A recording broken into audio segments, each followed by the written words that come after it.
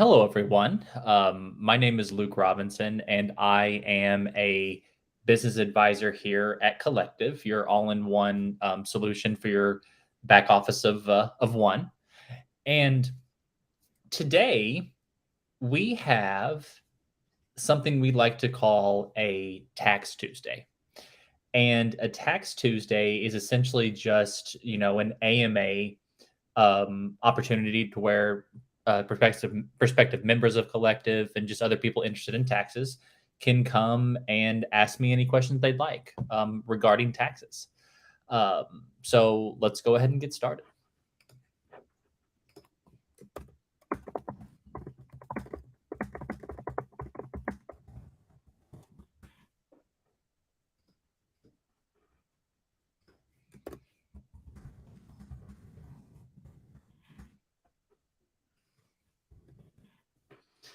All right. I believe we have some questions that are already hopping in.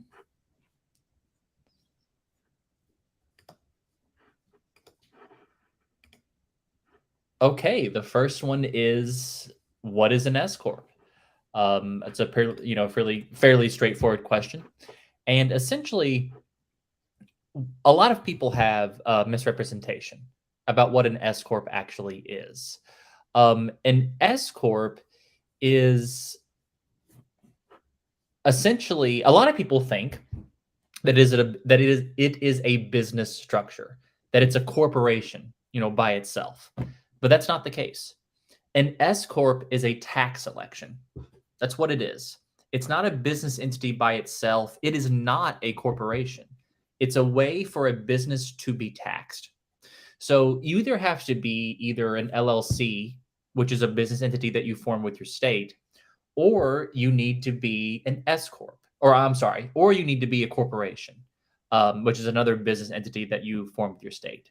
And either of those business entities can elect to be taxed as an S corp, or to be taxed under the S corp tax rules.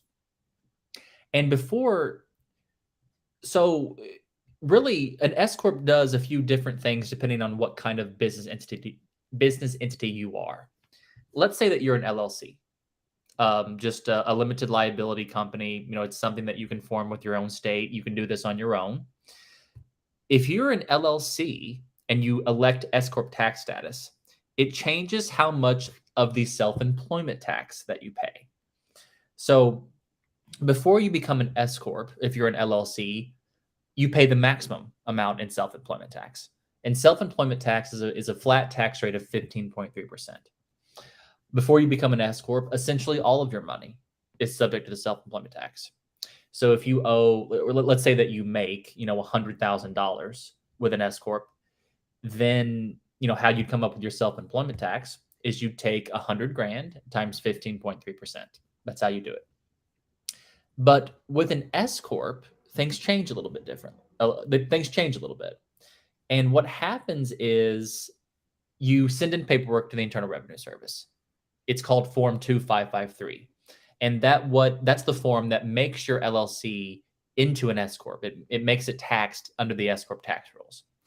And what that does, technically speaking, is it makes you, as the owner of the business, become employed by the business. You literally become an employee of your own business. And since you're an employee, your business will pay you a salary. It'll pay you a wage, just like you'd receive if you work for someone else as a W-2 employee. But the cool thing about S corps is that the only sort of chunk of your earnings that's subject to the self-employment tax is your salary. So, for example, let's say that you make, like I said earlier, $100,000. And let's assume now with an S corp, you pay yourself $30,000, something like that.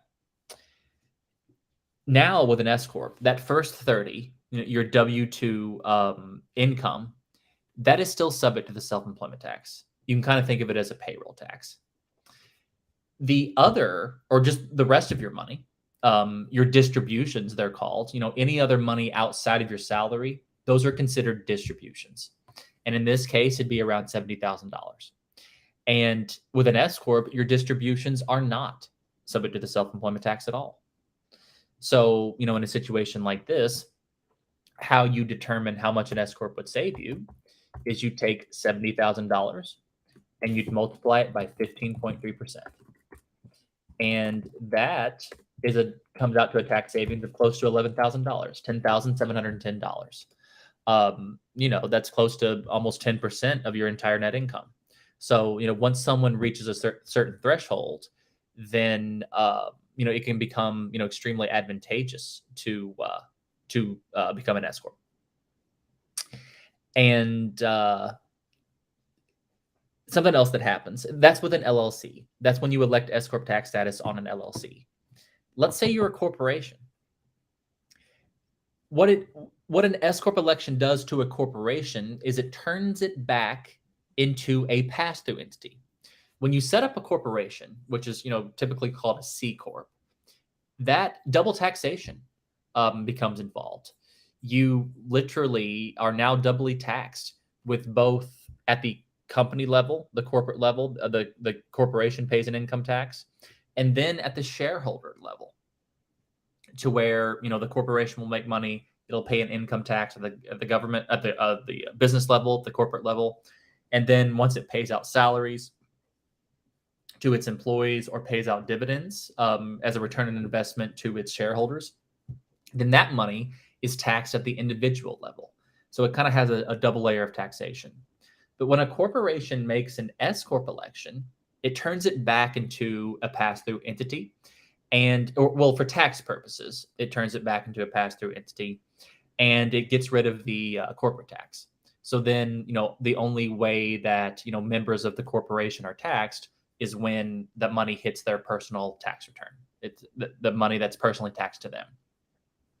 So let's say that a corporation, it works the same way with an LLC with an S corp election. Let's say that a corporation elects S corp tax status. It works the same way. You are on a salary. Let's say it's $30,000, and you're able to take those $70,000 of distributions, and you don't pay any self-employment tax on those.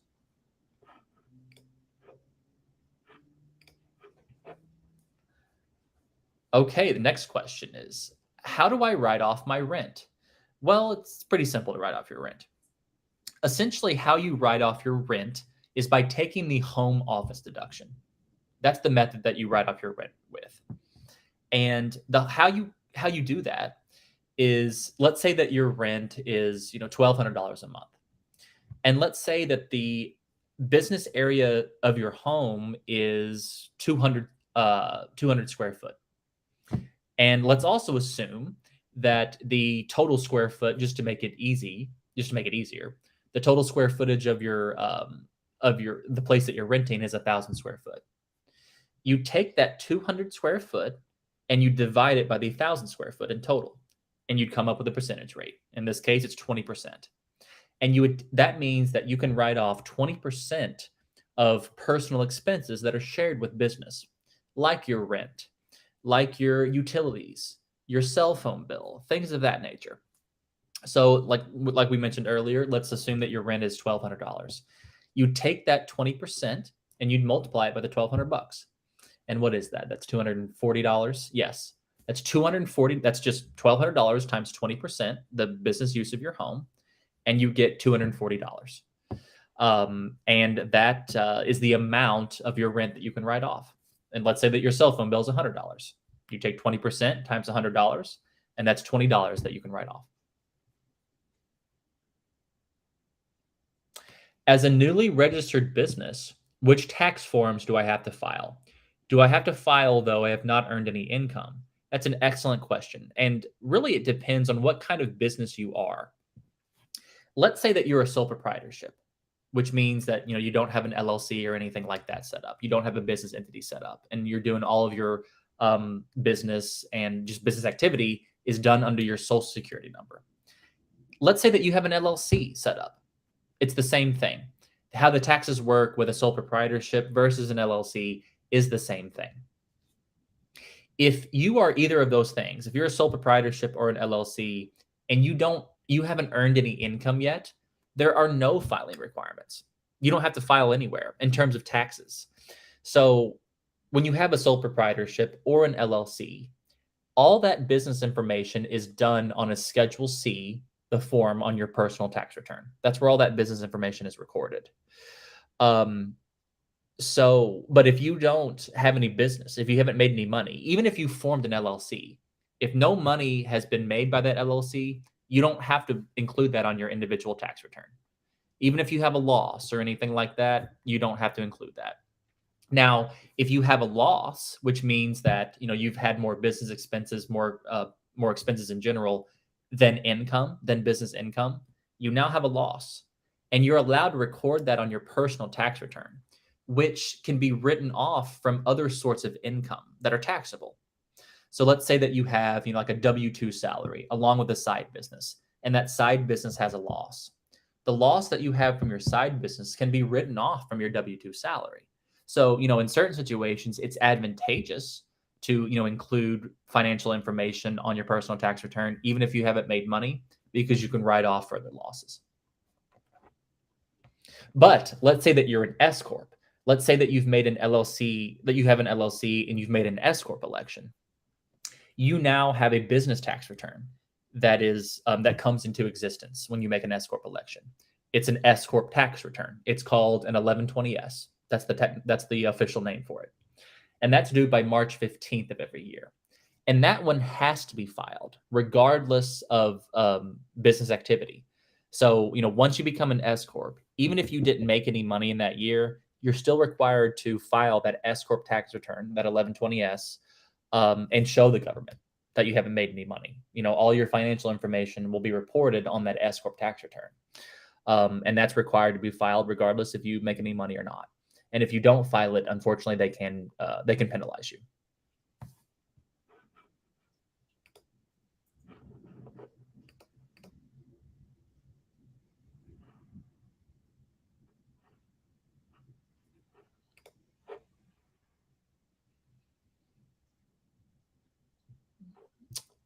Okay, I believe we have another question coming through here. At what point do I need to become an S corp? Well, here at Collective, we say around $60,000. When you expect to make at least 60 grand, that's when it's worth it to become an S corp. And the reason that is mainly due to how much Collective cost. Whereas, just kind of in general, we're an all-in-one service. We will handle everything for your business. We'll handle setting it up, getting your LLC up and running, getting an EIN number for you, making your S corp election. And then from there, we'll handle your payroll on an ongoing basis. We'll handle your bookkeeping and accounting on an ongoing basis. And we'll provide tax support throughout the year. And then once the end of the year comes around, we'll file your S corp tax return. So it's an all-in-one service. And for that, right now, currently our price is $299 a month. If you pay in full for a year, Collective gives you 15% off. So that comes out to about $3,000 a year. When people at $60,000, when people are making $60,000 and they elect S corp tax status, they're generally saving around $4,000 to $5,000 in the self-employment tax. So given that our fee is around $3,000 a year, that's kind of a good rule of thumb to say, okay, if I'm making at least 60 grand, I can expect to save some money above Collective's fee.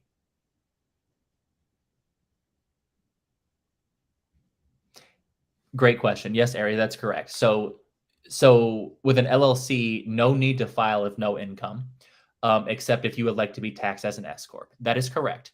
If you have an LLC and you don't have any income, there's no need to file taxes. There's no need to, file on the federal end anyway. There's no need to include that on your personal tax return. It's the IRS isn't expecting a tax return just because you have an LLC up and running.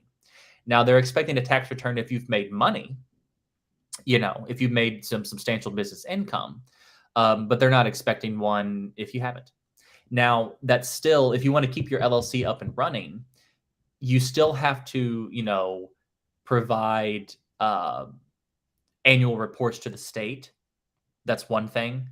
Um, and so like, it doesn't change the fact that you have to, file an annual report with your state, but that's different from a tax return.